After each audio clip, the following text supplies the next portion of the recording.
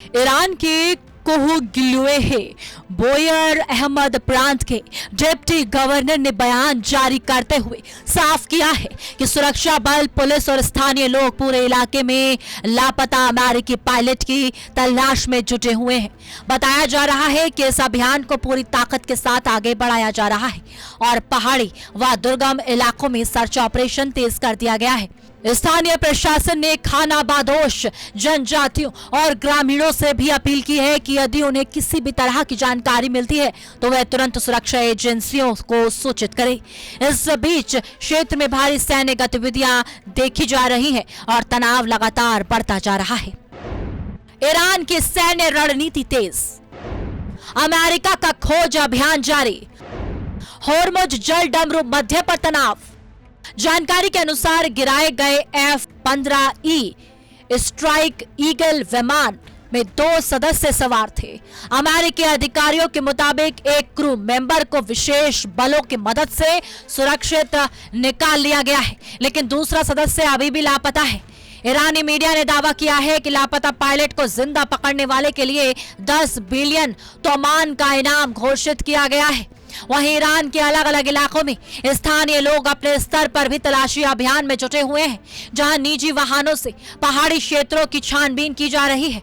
इस बीच ईरानी सेना ने F-15 लड़ाकू विमान के पायलट को देखते हुए गोली मारने के आदेश जारी किए हैं, जिससे हालात और अधिक तनावपूर्ण और जटिल होते नजर आ रहे हैं। लेकिन क्या यह सर्च ऑपरेशन मानवीय प्रयास है या फिर सैन्य रणनीति का हिस्सा? उधर स्थिति तब और गंभीर हो गई जब रिपोर्ट्स में यह दावा किया गया कि अमेरिकी बचाव अभियान के दौरान इस्तेमाल किए गए एक हेलीकॉप्टर और A-10 वॉर्थॉग विमान को भी निशाना बनाया गया। हालांकि इन दावों की स्वतंत्र पुष्टि नहीं हो सकी है, लेकिन इससे संघर्ष की तीव्रता बढ़ने की आशंका गहरा गई है।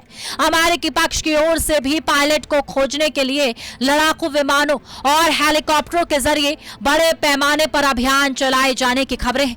ऐसे में दोनों देशों की सैन्य गतिविधियां एक दूसरे के सामने सीधे टकराव की स्थिति पैदा कर रही हैं। मध्य पूर्व में युद्ध खतरा, जवाबी हमलों से हालात बिगड़े, वैश्विक ऊर्जा संकट की आशंका। इस पूरे घटनाक्रम के बीच ईरान की ओर से दिया गया होर्मुज जल डमरू मध्य को बंद करने का बयान वैश्विक चिंता का कारण बन गया है, क्योंकि ये वही समुद्री मार्ग है जिससे दुनिया के बड़े हिस्से को तेल आपूर्ति होती है। ईरान के अनुसार ये रणनीतिक दबाव का हिस्सा है, जबकि अमेरिका और उसके सहयोगी देशों का मानना है कि यह अंतर्राष्ट्रीय व्यापार और ऊर्जा सुरक्षा के लिए गंभीर खतरा है। लेकिन क्या यह टकराव केवल सीमित सैन्य घटनाओं तक रहेगा या फिर यह पूरे क्षेत्र को व्यापक युद्ध की ओर धकेल देगा? फिलहाल ईरान और अमेरिका दोनों ही अपने अपने दावों और सैन्य कार्रवाइयों पर अड़े हुए हैं। एक ओर जहां लापता पायलट की तलाश जारी है, वहीं दूसरी ओर होर्मुज को लेकर दी गई धमकी ने वैश्विक स्तर पर चिंता बढ़ा दी है। लेकिन सवाल यह है कि क्या कूटनीति का रास्ता अब भी खुला है या फिर हालात पूरी तरह नियंत्रण से बाहर होते जा रहे हैं?